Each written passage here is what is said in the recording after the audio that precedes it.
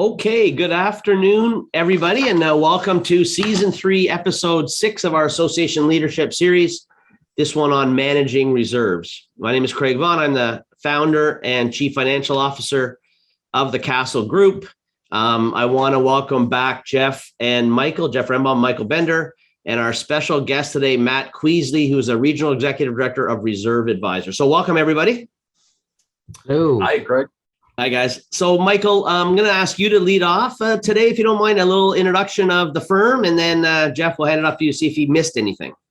Well, we'll keep it short and sweet because I know we got a lot of good info to get out of Matt today. So, hi, everybody. Craig, good to see you guys.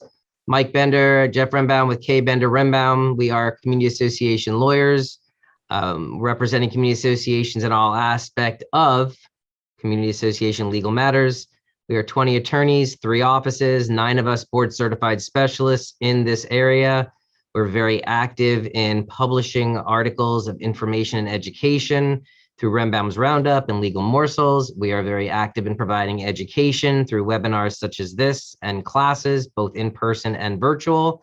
We're also very active in the legislative world. Sessions going on now. We'll touch on that in a few minutes. And I'm the chair of the Florida Legislative Alliance, the legislative arm of CAI, and all good stuff. KBRlegal.com. KBRlegal.com is where you can go and learn more about us.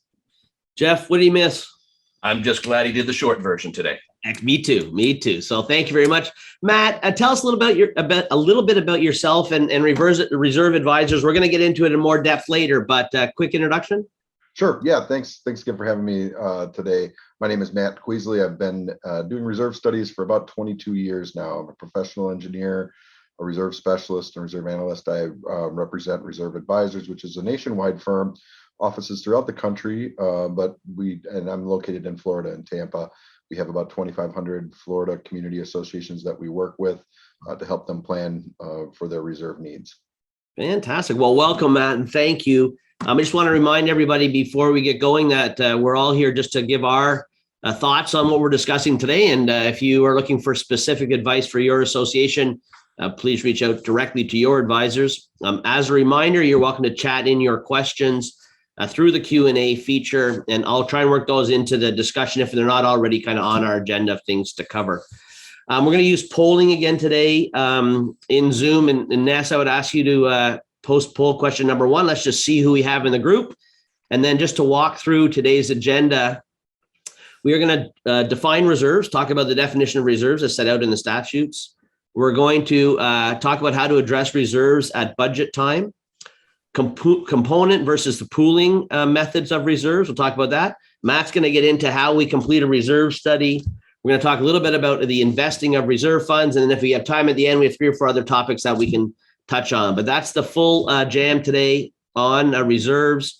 Ness, can you tell us who we have today in the group? If you don't mind posting the results. So guys, we have a big group today, 360 at this point signed in.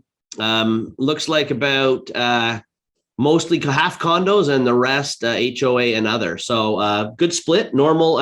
So we have content for both those groups today. Before we get into all of the reserve stuff, Michael, you did say you're chair of the Florida Alliance, Legislative Alliance. Is that what it is? Do I have it right? Yes, look at that. And we're right in session. So can you give us a quick update on what's going on? I will give you a very quick update. We actually are more than halfway through session. The session will end in 2.5 weeks. 2 weeks from next Tuesday is the last day of session. So there are still several bills that are moving through the House and the Senate, and I'll just highlight a couple of them. The main bill is what we'll describe as the response to the Surfside tragedy. The Senate has Senate Bill 1702. That's the vehicle for it. In the House, it's 7069. And there's nothing. What I'm going to say now is there's nothing definitive, but what it appears right now is that the Senate approach seems the more likely approach to prevail because there is different language in the 2 bills. Their Senate approach to having and what I mean the Surfside response is addressing inspections, disclosure, and the reserve issue. And the Senate response has building inspections at 30 years, or 20 to 20 or 25 years hasn't been settled yet. If you are 3 miles from the coast, has certain disclosure requirements to owners and building officials, as well as to prospective purchasers on those inspections and reports. And it is going to address the waiving of reserves, possibly increasing it from the current majority of quorum to a majority of all owners. Again, work in progress. The House has the recertification process statewide at 30 years and 25 years for the coast, so they're close. Then a structural building integrity reserve study every 10 years for certain structural elements, and their language talks about not being able to waive reserves at all for certain elements after 2024. So those are the things that have to be ironed out. Just very quickly, for our listeners, appreciate y'all being here. House has a bill, Senate has a bill. If they get to the floor and they are different, they have to work those differences out, or else that bill doesn't go to the governor. Then there is a construction defect legislation that is, I believe it's Senate Bill 736, if I have that number right, and it is not a good bill at all for associations or consumers. I know through CAI we put a call to action out recently, and I will resend that out to everyone. I think it's important, imperative that we all let the legislators in Tallahassee know it's a very bad bill as in its draft. It will essentially potentially eliminate the ability for associations to address construction defects the way they had it initially worded it. I think they're trying to tweak it. It takes the 558 construction defect process and alternative dispute resolution process, which quite frankly has been working rather well, I think, for both consumers, associations, and individual consumers, as well as the contractors and developers, and really muddies it up and makes it much more difficult for consumers to have protection. So it shouldn't be there. There's another proposal to actually repeal 558 altogether, and not have that as an alternative dispute resolution. And quite frankly, that would be a preference as far as I'm concerned. It would allow associations to move forward, still trying to resolve things amicably, but not be tied to all these procedures and policies that the developers and builders put in place with the 558 process. It's just the House is apparently not. The Senate bill is a bad bill. That's 736. The House apparently is refusing to pass it, so that's good. But we need to see what comes out of that. So we want to stay on that. And then the last, there are two other items very quickly. A couple of years ago, there was a tree pruning or tree removal bill that passed that allowed the removal of trees from residential properties that were a danger to person or property, without needing to go through the government red tape of seeking a permit, bonding, any of those other things. There is a requirement that you get certification from an arborist or a landscape architect, and there's some efforts to modify that bill, and at least in my opinion, as I read it, to limit its impact, to remove the definition of remove common area or common element in a condominium. That's more rare, but remove common areas as being under the residential definition, which I think could greatly impact associations' bottom lines, and by way of that, individual owners' bottom lines financially. So there's discussions happening around that. There is some open dialogue that I was actually having, and I appreciate that the people, quote unquote, on the other side have been open to having communications and working that out. But that's a work in progress. And lastly, there are insurance reforms that are being undertaken. We all know insurance is going crazy. That actually, I'm told that may end up being just a special session dealing with insurance reforms that'll happen after this session ends the second Tuesday in March. So that's where we're at. At this point, any bills at the end of March, that second week of March, if there are any bills that mirror each other, pass the House and Senate, they'll then be sent to the governor. Effective date typically is July 1st of the year 2022 if they pass. Good stuff. Michael, thank you. And let us know if we can help, especially on those bad bills, what we can do to get involved. Sure will. So guys, Matt, I'm going to put you on ice here for a few minutes as we go through some of the technical reserve stuff, and then we'll come back. Promise we'll get back to you. So I could jump in with a question, so pay attention. Jeff, let's start with you. Let's get into reserves. So can you start with how reserves are defined in 718 and then if it's different in 720? So give us the background. Sure, I'd be happy to. What's really interesting is if you look for the definition of the term open quote reserve in 718, the Condominium Act, or Chapter 720, the Homeowner Association Act, you're not actually going to find a definition of the term itself. You would think then you would apply a common meaning to it, but in fact, at least in the Florida Administrative Code, which further defines statutes when the government gives certain governmental agencies the authority to do so, in this place, the Division of Condominium, they do define reserve for us. So it's not in the place the ordinary person would know to look for that definition. Reserves means, and I'm reading for all you legal buffs out there from Florida Administrative Code, Chapter 61B-22.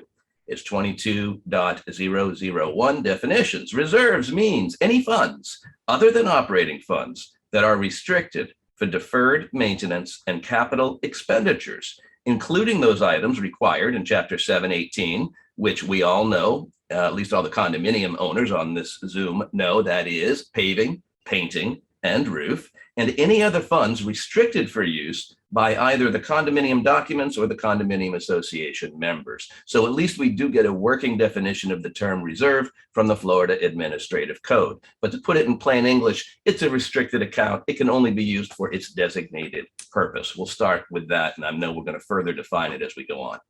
But that And should get us is there any, started. so that give us guidance for both 718 and 720, or just 718?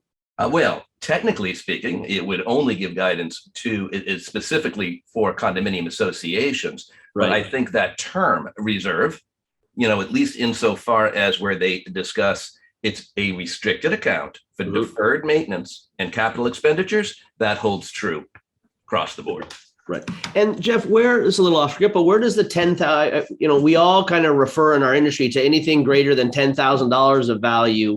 Where does that fit in? That's the fourth reserve category in Chapter 718. So we have the statutory required reserves: painting, pavement, roof, and if the component itself is going to need deferred maintenance or replacement, and that cost is expected to be greater than the 10,000, then there's supposed to be a reserve for that too. When you think of when the statute came out, what was $10,000 then? What is $10,000 today? But when you look at your reserves, condominium board members out there, how many of you are really reserving for those components that cost greater than 10,000 on deferred maintenance or replacement? It's a scary thought. I think the number should be, hopefully, maybe in some of this legislation coming out this year, maybe they will increase that number a little bit to tie it into what $10,000 is today as compared to when the statute first came out. But the principle is still there: deferred maintenance, capital expenditure, right? You got to replace the component. Greater than 10,000, it should be in that condominium reserve. And then again, just back to HOAs, there's nothing specific in the HOA in 720. What's in 720 relative to? No specific reserves required. None, and right? reserves can be created by the community if the membership votes in favor of creating them. Otherwise, a non-statutory reserve will be the term we'll use to define a reserve that was created at the board level rather than approved by the membership at the HOA. And that's really just a savings account for a future board to use however they want to. It is not restricted. Well, that's a great question. We got that question a lot, is what's the difference between statutory reserves, and then non-statutory? Michael, I think Jeff took some of your answer, but That's cool. other than the statutory reserves, what other types of things do you see people setting aside reserve funds for? Well, I think what we've seen, especially more and more, you see the deductibles, like your windstorm deductibles, things of that nature, or they'll just have a discretionary fund line item for "quote unquote" emergency funding. As far as when you're creating your budget, the budget is supposed to be a reasonable estimate of your operating expenses, and that's so if your reserves, the statutory reserves, are separate and aside from that. What we're talking about now is sort of that in between, where you're creating line items as part of your operating budget, and then funding them to address your situation. So your deductible, for example, hurricane deductible, good example. You might fund that this year and hopefully not need it. And so then, the question becomes, do you need to fund it again next year if you have it in place? You may, because with the premiums, the way the premiums have gone and the way the deductibles go, you might find out that your deductible has increased. But that's really what we see where when you're talking about a non-statutory, I don't want to even call it reserve, because if it's non-statutory, it's not a reserve account. That's reserves to me. The way to think about reserves is reserves restricted. Non-statutory reserves are discretionary, although the board can't just use them for whatever it wants. It has to have proper purposes as set forth in the governing documents. I think that's an important distinction, guys, in that even if it's a non-statutory reserve, it's still treated like a reserve. Well, You put away the money. Sorry, Greg, Jeff. I'm on the board of my HOA for 10 years. In years 1 through 5, we had a line item on the budget, and it was called reserves. We changed it to a non-statutory reserves. But essentially, any future board could use that money and redesignate it for any purpose. Those monies were not restricted in any way. There was nothing in the governing documents restricted it, nothing in the rules and regulations. And even if the board had made a motion that this money is supposed to be used for the right of way, a future board could make a new motion and undo that motion. So, Because they're not statutory. and so when Correct. we did our governing documents, we made sure that we put a restricted reserve so that a future board could not squander that money on a pet project. Mhm. Right. Interesting. Good So, point. and Craig, just to respond to your comment, so just, so a line item in your operating budget, and you call it even the hurricane deductible. It is, that's what the money's there for, but it isn't the operating, it's discretionary. If a situation comes up where that you have an emergency situation that you need funds, you might take funds from that line item.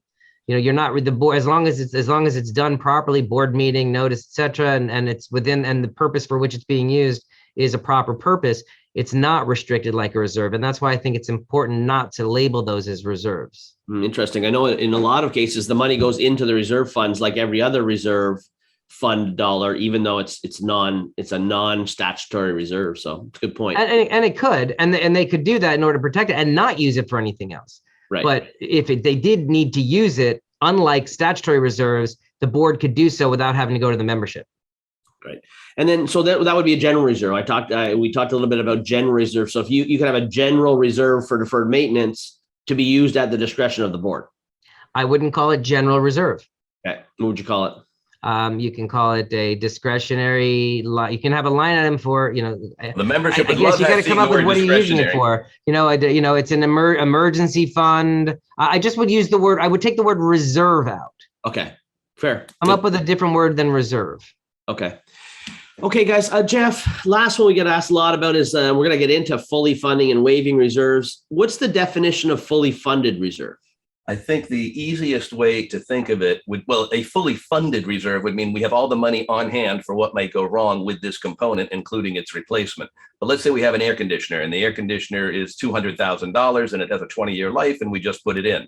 So we know we need to save $20,000 a year for 20 years. I think I did the math right on that, didn't I? It was at $10,000 a year. The $10,000 a year for 20 years will get us up to 200. So that's what we need to put into the reserve. So in year 3, if we have 30,000, that reserve is on track and it would be considered fully funded. You don't have to have the entire amount in, you have to have the entire amount at the right time in the account to be considered fully funded. Okay, that's an excellent distinction. And Matt, I'm going to get you to comment on that when we get into reserve studies later. Okay, guys, let's jump down to how do we address reserves at budget time. Before we go too much further, though, Ness, I'd like to post poll question number 2. Does your association normally fully fund, partially fund, or waive reserves? So we'll be interested in that data. As they're doing that, Michael, can you walk us through the budget process? Does the association have to include reserves in its budget? Doesn't it? Okay, well, and I think Jeff touched upon this a little bit already, but it is different for condominium and HOA. And I think the cooperative is along the lines of the condominium. So for those few cooperative people on board here, under the Florida Statute Chapter 718, when you are creating a budget to approve it, to a proposed budget to approve, it shall contain fully funded reserves for those items that Jeff already mentioned: paving, painting, roof, and any deferred maintenance item 10,000 or more. The budget should include fully funded reserves for those items. There's whether the board wants to move forward with just funding, fully funding, which is at their discretion, or whether there's going to be a question of the membership to less than fully fund. I think we'll get into more of that later. That's the distinction. But when the board, as far as do you have to have reserves in the condominium budget, when your proposed budget should list fully funded reserves, all your line items and fully funded.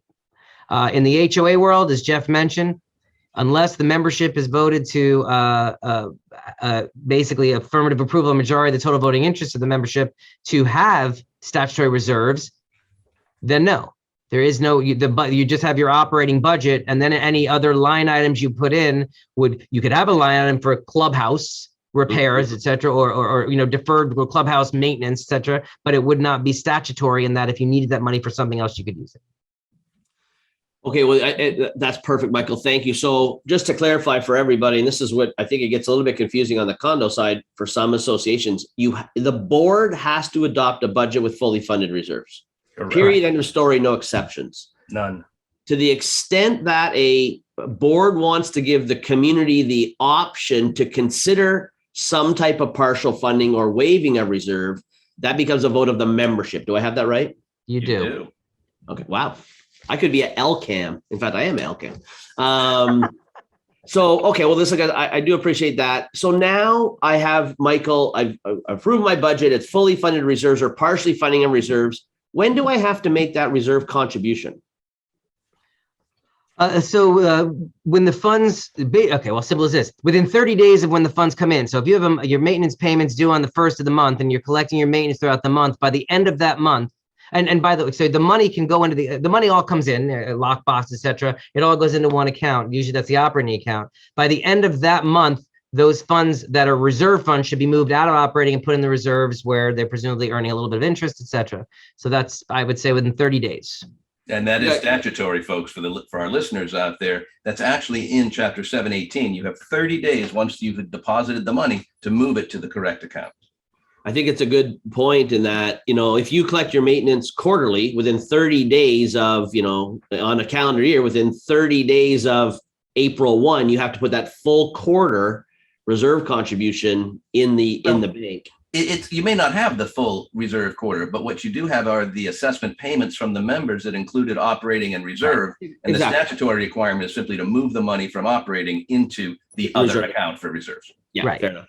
So as not to confuse anybody. Okay, Ness, can you post poll question number 2? I think this will be interesting. Does your association normally fully fund, partially fund, or waive reserves? Looks like our question went a little sideways here, but 39%. So that's good news, guys. I think happy to hear a lot of people at least putting some money away. We really advocate for fully funding a reserve. Can we do that again and ask them again out there, and all of our listeners? It feels like from where I sit, and Mike, maybe you feel different. I feel like we have a lot more partially funding and full waiving than fully funding. I don't often see fully funding across the desk. How about you?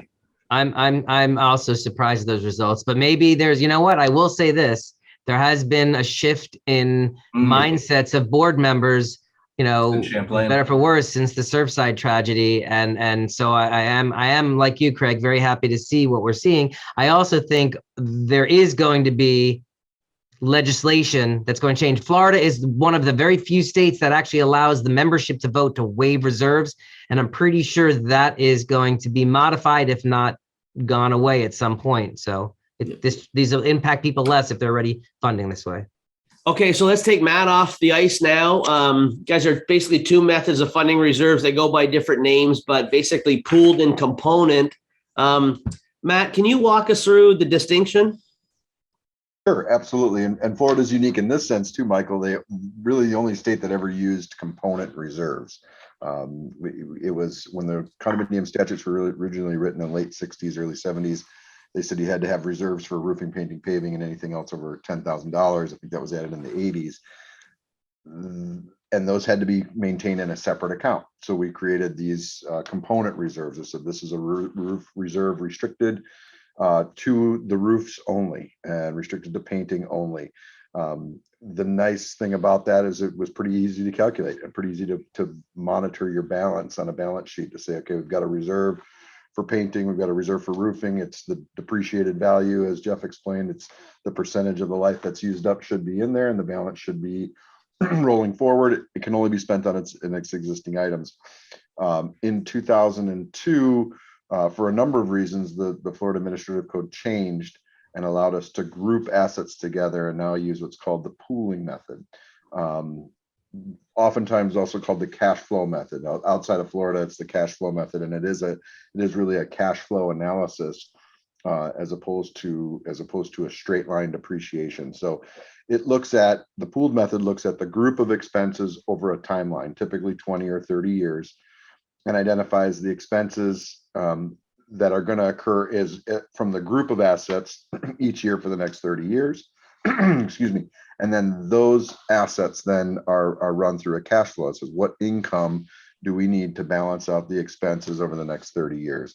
And it identifies kind of a minimum income projection. The administrative code says the cash outflows cannot exceed the cash inflows. So it allows us to really balance those two out and determine minimum adequate funding for the group of assets as opposed to each individual asset. So what that does, then it says that the statute still exists. It says the reserves can only be used on their authorized purpose, but their authorized purpose is much larger, and it would include any item listed in your pooled reserve schedule. And Matt, does that mean that with the pooling method, basically you're taking the assumption that all the components aren't going to fail at the same time? That's exactly right. In most of our communities, we've got different things happening at different times. So we wouldn't need to hold balances for each item in full at any one time. So it does take the advantage, and that's kind of, I guess, so then you can pay less. So pooling means you'd end up paying less every year, even if you're fully funding. Correct. You need to maintain typically lower balances, unless you have one of the communities where everything does happen in the same year. And we've seen this, where you've just got roads, or you just have roofs and paint, and they happen to happen in the same year. Then the two methodologies don't differ very much. But in most of our communities, you've got, a series of expenses that happen, on regular cycles, and not everything fails in the same year. Thank goodness, right? So if the legislature, and actually part of your strategy. Yeah. Sure. Is it? Sure. Okay. Good. Guys, before we go on, Ness, will you post the results? Let's see what our audience is, how they're calculating reserves. I know some use the old reserve dartboard. We need 100 grand this year, but can we see those results? Why she's posting them, Matt, if the legislature does change how associations can waive from fully funding or partially funding, and they take it away, then a viable option might be to go to pooling for those that are doing straight line right now. Yeah. Sorry, guys. Oh, here it comes. Yeah. Sorry. We're just kind of getting the results of that poll question. Jeff, you talked about, let's jump into the advantages and disadvantages of one over the other. Cash flow is one. I know that's, dear to all our accountant hearts, in that you can fully fund, generally speaking, you can fully fund reserves on a cash flow basis with less money than on a component basis. Matt, I think if you agree, I'd appreciate your comments on that. But are there other advantages or disadvantages of doing one way or the other? Sure. Yeah, no, and I do agree. Almost every case, except those cases, like I said, where everything happens at the same time. Generally, the pooled method is a lower funding requirement. On the other hand, it has lower balances as you run the next 30 years too. So you're not you're spending the same amount of money, you're taking in a lower amount. So that means the cushion that you might have overall in your reserves is a little bit less. So that's could be a disadvantage, of course. But as far as other advantages to pooled, we've seen cases where it's double, triple, even quadruple funding to fund the individual components, because there's so many buildings that haven't had all of the items on the list. By far, that's probably the biggest issue I see, is you don't have, as Jeff mentioned, all those other items over $10,000 on there. So when you start to add those items up, the component method adds up very quickly. That each of those needs to start from zero and start to be funded. The pooled method allows, again, a more gradual funding level. The other big advantage to pooled reserves, again, could have a double-edged sword here, but the boards have some flexibility. So if the board, maybe doesn't have as much money as they need in their roofing account, but they really, need to replace the roof because the insurance is telling them they're not going to renew because they thought the roof would last 20 years, but now they have to replace it at 15. Well, they have some options to go ahead and replace the roof without having to assess the community and add that additional expense of, going through and assessing or getting a loan to fund that project that's needed immediately. Of course, they're going to have to rebuild the reserves over time, Mhm. but it gives them the options to make those business decisions, as a board, which in my experience, generally the boards are out there trying to make the best business decisions they can. And I think that's typically our experience. Although, unfortunately, some of our members don't think that that's always the case, but we know that generally they're out there doing the best they can. I think that's a good point in that the pooled method at a minimum gives you some flexibility around your estimate and how, you can miss estimates and not have to, go and assess, to your point, or go out to the membership, which is a good advantage. And only for those items in that pool, remember. Pool You doesn't have mean to, you can use it for only for anything. items in the pool. And we're going to talk about adding and Right. subtracting items from the pool shortly. Ness, because I messed you up on the last one, can you post the results of question 3 now, if you don't mind? Let's see what method everybody's using.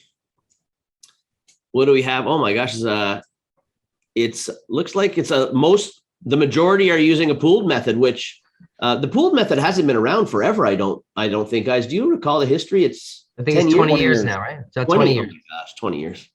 It's absurd. I shouldn't have even brought it up. But it's, So- you know what, Craig, to your point, though, it really seemed to catch hold really in the last 5-10 years. I mean, before that, it was sort of quiet. So I Yeah. was surprised to know it's been around 20 years. Well, it'd be Yeah. interesting to see when the legislation changes, if it does. And we're going to talk right now about changing from component reserves into one pool because of the cash flow effect. But Jeff, I'm using the component method. Can I change to pool given all the advantages Matt's just outlined for us? Absolutely. Just take a vote of the membership to get you there.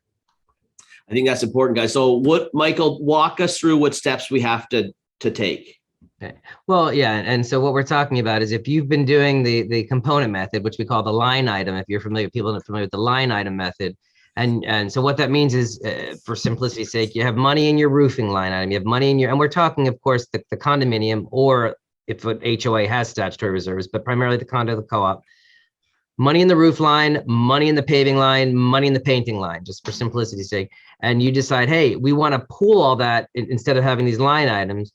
Then you'll need a vote of the membership. And if you think about it logically, we talked about the ability, what you'd be doing here is when you throw the money into the pool, to Matt's point earlier, you may decide, I need to replace my roof and I only have X number of dollars in this roof line item. But once I throw it in the pool, I have my paint money in there as well. So I'm going to want to use some of that paint money for the roof.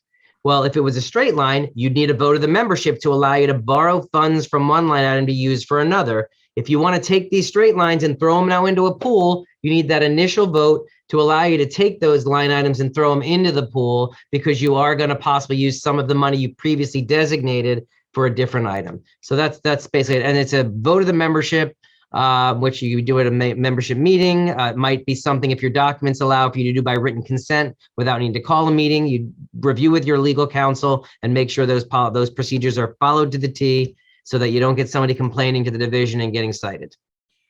Fantastic. So you can change, but Jeff, there's one a little bit of an anomaly to that. If I can make a decision, if I understand correctly, to just start now without rolling everything I've historically accumulated, can a board decide to do that? I'm not sure your question, Craig. I didn't quite Going grasp it. forward. So right now I have component reserves and I want to leave those, but I want to now start funding reserves on a pooled basis. Can I do that? I don't have much of an issue with it, but I think the money that you've already saved you don't want to use them. You could make a choice, I suppose. It's going to have an interesting financial effect on the membership if you're going to start pooling and you don't take into account the monies you've previously saved. But I wouldn't have an issue with it from a legal standpoint. You could have your straight line and pooled.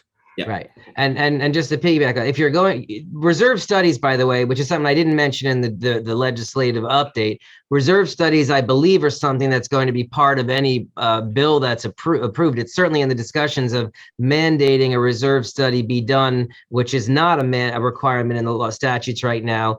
I think we all agree, and I know Craig Castle is very good about this, and I know we are as a firm recommending that you should have reserve studies done no less than every 3 years. I think I might be stealing some later thunder, but it does apply now. And so if you're going to go to pooling, and this kind of piggybacks off of Jeff's comment, if you're going to pooling, a reserve study has to be done. Yeah. I mean, you should do it even if you're doing line item, but for sure you need a reserve study for because it's going to go out, as Matt mentioned, 20, 30 years.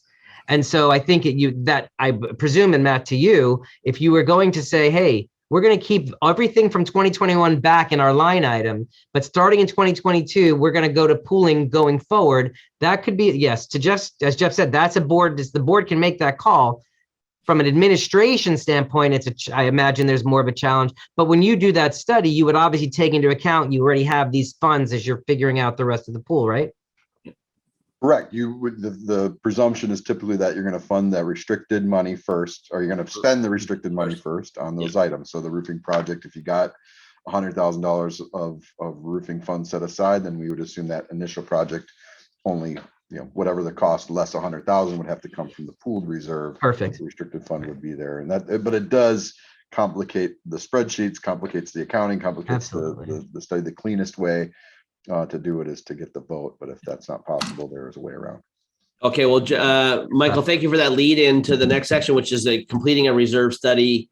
As you said, property, the statute does not require one to be done right now. I think we would all agree on this call that it's likely something's going to come out of the current legislative session relative to doing reserve studies. That's why we can't get the smile off Matt's face. But Matt, tell us a little bit more about Reserve Advisors, what you do, and then we understand that, not all reserve firms are created equally. What's the difference between maybe you and some of the competitors that you have out there? Sure, thanks. Yes, and we've already seen a giant uptick in requests for reserves. I think Surfside was a wake-up call for many of our communities that said we cannot find ourselves in these situations where the financial health of the building is potentially affecting the safety. And we of course don't know what caused Surfside. I don't mean to imply that at all, but that's certainly something that there's been a lot of interest on. When I started doing this 22 years ago, I never thought we'd hear the word reserve studies discussed on the CBS Evening News, but here it was. So a lot more awareness. Like Michael said, I think I am seeing more communities looking to adopt reserves. For all types of reasons, which we won't get into, but the Reserve Advisors was established about 30 years ago, when communities, when some of the first condominiums started to reach 20 or 30 years of age, and said, boy, we should have been thinking about some of these repairs from the beginning. Reserve Advisors works with, we have a team of engineers nationwide. We work with, like I said, thousands of associations, and really just trying to get them to understand the total cost of the ownership of their condominiums.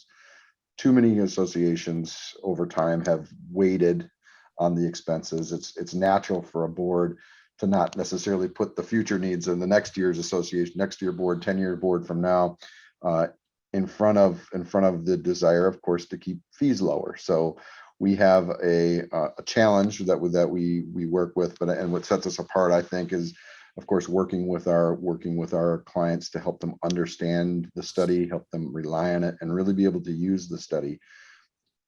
I wish it wasn't the case, but many of the studies we develop, our engineers will go and identify significant expenses that were not on the board's radar. So what does that mean? Well, we're recommending some pretty significant increases in reserve funding.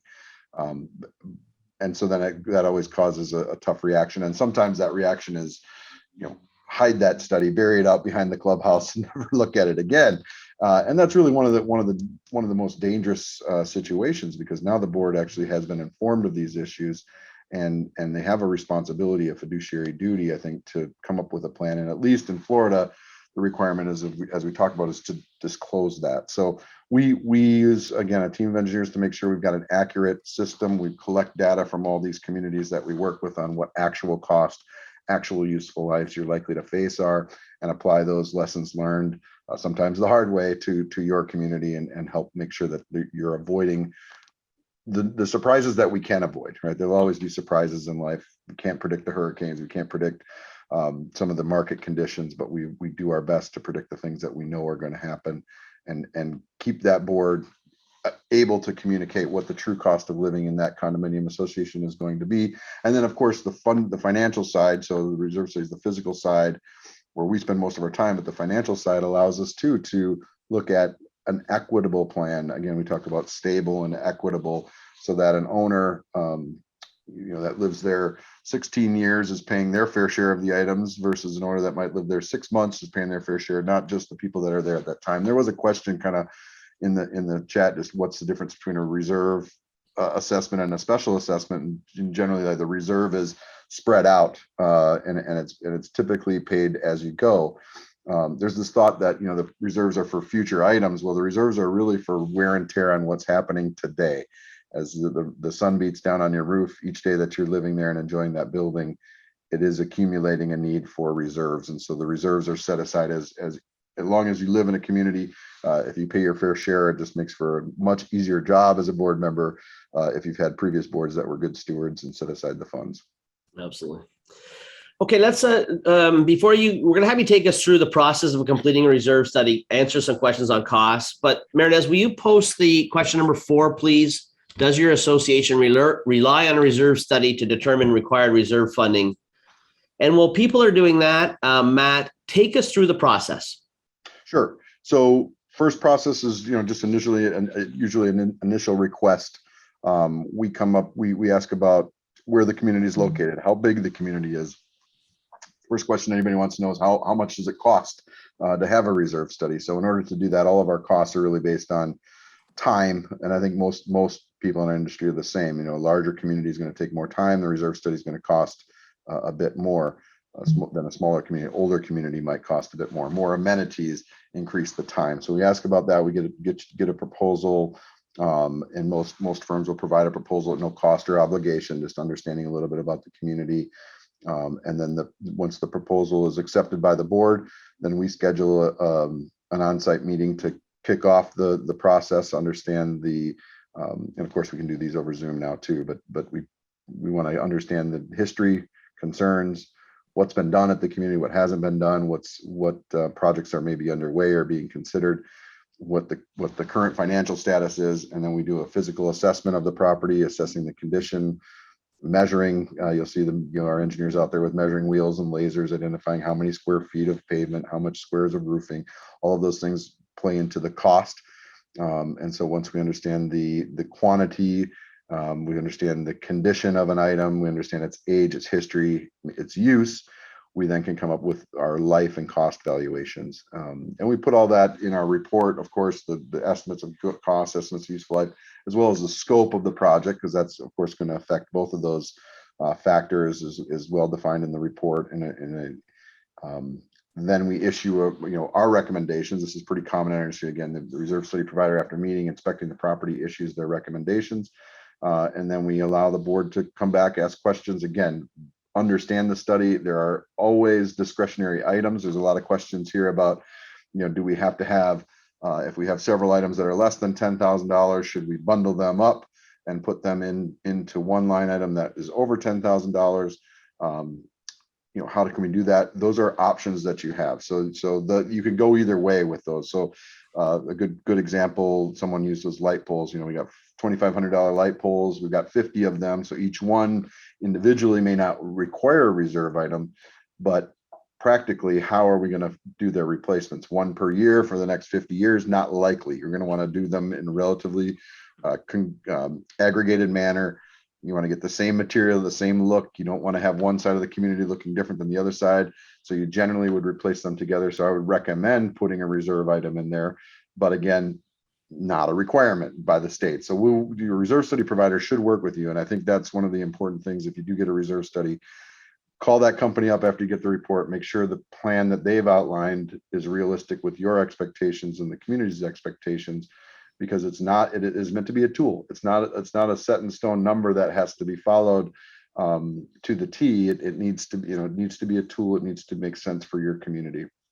Matt, I think that's a really good point. And that, guys, your reserve advisor is your partner in assessing the reserve requirement for the association. So, and they have a lot of expertise. And I really appreciate the sit down, the time to ask your questions and defend, because you're going to be defending this reserve study, because we see some questions come in. Well, what if I don't like it? It's too much money. Well, ask those questions now. It is a tool to be used by the association to determine what a fully funded reserve is. So I do really appreciate that. And I think that's important. Jeff, you had a comment?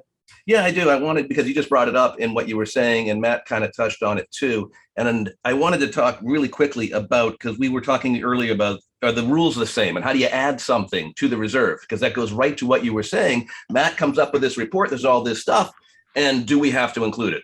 So let's really quickly, in 30 seconds or less, HOAs, real simple. You take a vote of the community to create the reserve. The membership, a majority of everybody is deciding if you are going to have a reserve for your roof, for your pool, for your pavement, whatever it is, membership.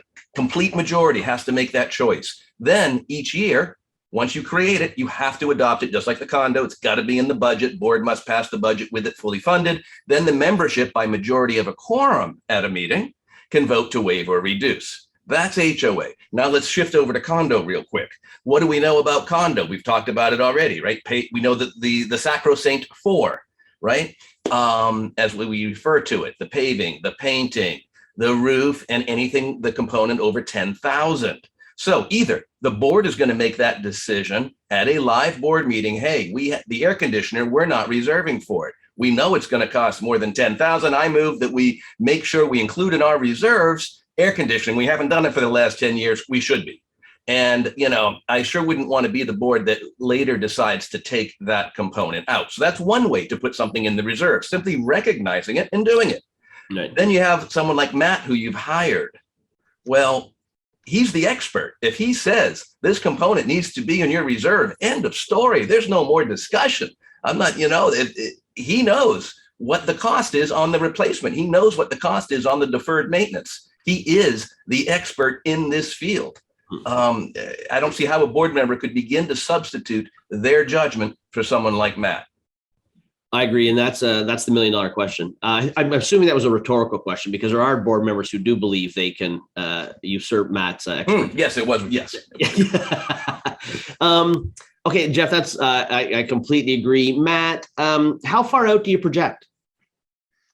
So our studies are typically 30 years, a 30-year window, which is pretty common in our industry. You might find some for 20 or 40. Actually, internally, we look 40 because we don't want to leave you in year 30 with nothing in the bank and a big expense in year 31. But we publish as a part of the study, 30 years. And how do you account for inflation? Crystal ball method. No. Whoa, stop. Hey, inflation. No. What does the division of condominium say about including inflation in your calculation? So right, they call that a something. It's prohibited, right? What is it, Matt?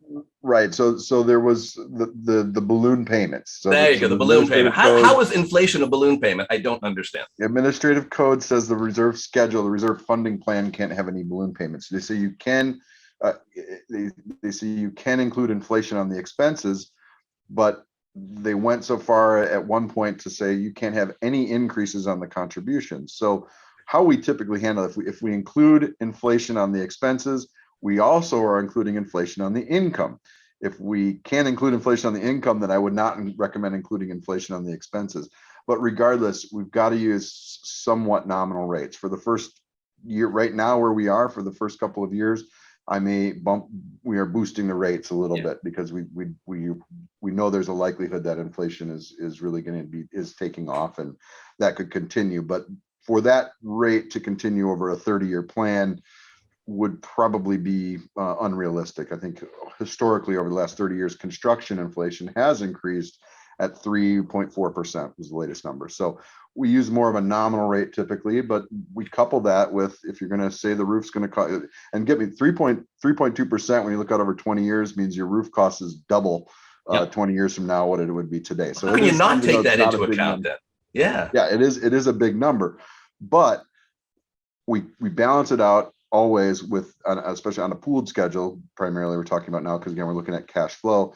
We balance it out with incremental increases to the fund as well. So the owners each year would pay 3% more to the reserve fund. And really it's those old present day value contributions. It's all the same present day values, right, but the future owner should be paying more dollars out of their pocket because the dollar is going to be worth more theoretically if there's 3% inflation for the next 20 years. Right. So I guess the important thing is your model that you use does take into consideration inflation, which I think is the general question that is asked. Do you consider it? Yes. What the factor is really dependent upon, decisions made at a higher level than our pay grade. Yes, and I will tell you that most recently in the last couple of months, the division has now expressed to me, the Division of Condominiums overseeing Florida has expressed that we can include a nominal rate for inflation on the contributions as well. They no longer are considering that a balloon payment. Did they put it in writing, Matt? What's that? No, Did they put it in writing? They never put it in writing, right? So that's one of the issues we're kind of hoping. I know Michael's been involved with this, but just trying to get the legislature to clean up that language, like allowing for some level of inflation would be great. I'm sure he is. I just want to get back to comments Jeff made before. Jeff, on the adding reserve items, those apply to co-ops as well as condos, right? Condo is not cooperative, chapter 719. I really want to check the statute. I don't like saying yes to something unless I'm 100% clear. Mike, I'll look it up while we're talking. I'm pretty certain 719, and Matt, you probably know this, 719 and mirrors 718 with regard to reserves. It's identical. Yeah. There you go. Thank you. Okay, Matt. I would actually have to check the statute. So thank you. And we're not going to hold you to this cost for every type of association represented on our call today, but can you give us an idea of what factors into the cost and kind of maybe what we'd be looking at? Sure. Yeah. So for our fees are, again, based on the time that our engineers spend on the project, and our team spends on the project. Generally, I think our average reserve study fee is in the $4,000 range, plus or minus. Updates of the reserve study, smaller properties be much less. We, of course, larger properties, more complex, can be more than that. But if you, again, there's no cost or obligation. If you're interested for your community, you go to our website and give me a call or something, and we'll get you a quote. That's easy to do and get you an idea of what it would take for your community to do it. I would encourage communities to do this early in the year. I know this is coming up. That was my next question in that. What is the lag time? I'm getting ready to, my next budget meeting is in October 2022. I'm guessing I have to start pretty soon. Now's the time, because this is long-term. Again, we're talking about 30-year planning. Not too much is going to change between now and budget season. And if it does, we'll work with you. But in order to get kind of our pipeline, we have a limited number of engineers. We are hiring engineers. Anybody knows anyone on the call? Thank you. Please. Us too, by the way. So us three. So we're looking to expand our capability. But right now we are booked already out until May. And so that would mean the report might be available in like June. And then budget season's here. So the earlier you get a chance to review it, digest it, and if it can't be this year, that's okay. We can do the study. What a lot of communities do is they'll get the study this year and say, we're not going to necessarily implement this. We're going to keep it in a format where we're still working on it. And Jeff, usually what the changes are, to your comment, I mean, yes, that we appreciate that, when the boards understand that we're pulling real data. But usually what the changes are is like timing of my lobby renovation. Do I want to do it sooner, before or after the elevators? Do I want to maybe look at spreading out or doing the carpeting in the clubhouse through the operating budget instead of reserves? And we can move those things around. There's all kinds of discretionary items that we work with, but to do the study now and then actually implement it, communicate it, because that's the big issue with the communities that haven't done this before, is that it's a shock. It can be a shock. And so we don't want to shock our members. If we have the discussions about budget time that we're working on a reserve study, and that next year there may be some increases, this is a good time to start communicating it. But having the information now is sooner better than later. I completely agree. And I know that statute isn't requiring a reserve study now. We, as a best practice, represent them have one every 3 years. You might as well go in eyes wide open, whether you're going to fully fund or partially fund or whatever you're doing, know what the landscape looks like. Jeff, one last question, and we're going to move on to reserve funds. Do you think the cost of a reserve study is a reasonable reserve expense, or is it an operating expense? I think it's an operating expense. Okay, we agree. Good stuff. Okay, Matt, that's good. Really good data. Thank you very much. And we'll have some more questions, but let's jump on quickly let's post the results of our poll question. Craig, I suppose if an association wanted to, they could reserve for the reserve study, but that would be really weird and unnecessary. Yeah. Okay. Let's go. So look at that, Matt. The good news is you have 72 targets out there, and 170% of people are already doing registries. That's, again, another great stat. I'm very happy to see that. Goes right along with the fully funding of reserves. Guys, comments before we move on? Only that, the same way they say that you're not supposed to, like a line item, the insurance deductible isn't a reserve item either. I think that'd be the same reason you wouldn't be reserving. The only way to do it, Mike, you could do it if they took a community vote, amended the declaration, and did it pursuant to the governing documents. Remember, we have the sacrosanct 4, plus anything the community wants to do. So if somebody actually really, I've never seen it in 25 years, but I suppose it's, there's Because a they can method just for it. put it, because like we said, they can just put in their operating. Right. just And that's have where it it there. really, where it should be. Agreed. Okay, guys, let's get into the investing of reserve funds. Not something that's talked about a lot. Marinez, will you post the final poll, question number 5? Does your association have a formal investment policy for reserves? And we'll come back to that. But to remind everybody, Michael said within 30 days of the collection of your maintenance fees, whether it's monthly, quarterly, semi-annually, you have to move the money from your operating account to your reserve account. Michael, talk to me. Are there any restrictions on where an association can invest reserve funds?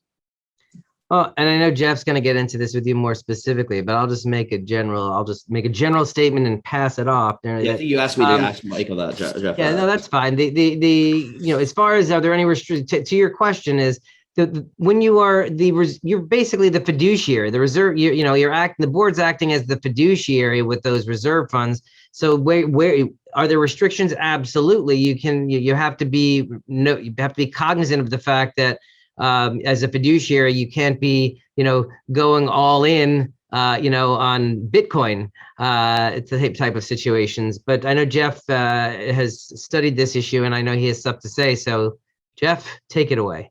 Sure. And in the spirit of what you're saying, I think a board that if they, invest in the blue chips, are you really exercising your fiduciary obligation at that point? If a association were to do anything other than risk-free investing, such as CDs, where you've got up to the FDIC limits at each lender, there are companies out there that specialize in laddering your portfolio, if you will, so that you get one piece of paper, a report, and you might have, 18 different accounts up to $250,000 scattered all over, so that you have the protection, if you will. If the lending institution goes under, those monies are there. If you're going to put the money in the stock market, man, you're playing with fire, because if something goes wrong and that market tanks and the association needs it in today's world, I would fully expect that the members would sue the individual board members for that type of breach. I think I know there's some legislative talk about it. And even in the draft legislation I saw, it had to be done through an actual quote unquote fiduciary, the highest standard you can get to in the investment world. You really, really need to be very conservative with where you put this money. And if you do anything else, I think it really might be something you want to share with the membership and take into account with the membership. You might be very, very lucky, but one day that market's going to tank. And how are you going to explain that to the owners? I just wouldn't want to be on that board. Craig, you want to talk about policies as well, or? Well, yeah, I think we're narrowing in down on the end here, but I think this is worth a couple more minutes if we can, Jeff. Just, the association, we recommend the association adopt an investment strategy, if you will. Talk about that. But what about an investment policy, a resolution outlining what you should invest in? What do you think about that? I think it's a great idea as long as they actually follow it. It would be good because you're going to let the it's more transparency, I think, for the membership. So it'll mean that the board understands their fiduciary obligations. It means that they're going to make an obligation perhaps to have a reserve study every 3 years and call Matt on the phone. It means they're going to make decisions to have their money FDIC insured and using CD ladders. It means they're going to not allow commingling, if you will, and moving that money within the 30 days, as Michael and you talked about earlier. So there are, I think, significant advantages. Plus, I know some of the auditors, if you haven't adopted a reserve strategy, if you will, and formalized it, some of the auditors want to see that as part of your good practice. Yeah. Well, listen, we agree the same. We're looking for a strategy in our world that ensures all funds are FDIC insured, provide a fair return, whatever fair is in terms of the market, and also minimize the administrative burden on the association. We find we take over a new association, they've got CDs all over the place, and there's old board members that aren't around and all of these types of things. So, there's we can talk to you. There's lots of people to talk to you. There are brokers that are specialized in the area of HOA and condos. So there sure are. So guys, I think that we're going to call it a day. Oh, sorry, Marinez, will you post the results of poll question number 5, if you don't mind? Do you have an investment strategy, I think? And we have, not very many. Not surprising. It's not surprising. I think it's a good idea and not surprising. And guys, there were so many questions. There were 50 questions in. I think we might need a part 2 on reserve. So I want to thank all our listeners today. We're going to put up some email addresses if you want to get hold of any of us. Matt, thank you so much. Yes. Get back to work. I know you got a lot of reserve studies to do, but we really appreciated your insight today. And, we'll see you out there and about, I'm sure. And Jeff and Michael, always a pleasure. We'll Same here. catch up Craig, later. can I share a final thought? Would you let me? I know we're over. Sometimes associations want to use the reserves for regular maintenance. And I just wanted to give a quick example. If you're changing the AC filter, that's maintenance. If you're changing the AC motor because it went out, more likely than not, that could be a reserve fund. So remember, ordinary maintenance is not dipping into the reserves. Great point. Great point. Okay, with that, everybody, we'll wrap it up and say thank you, and we'll see you next time. Take care. Thanks, guys. Bye, Thanks, guys. everyone. Well. Bye. Thank you. Bye.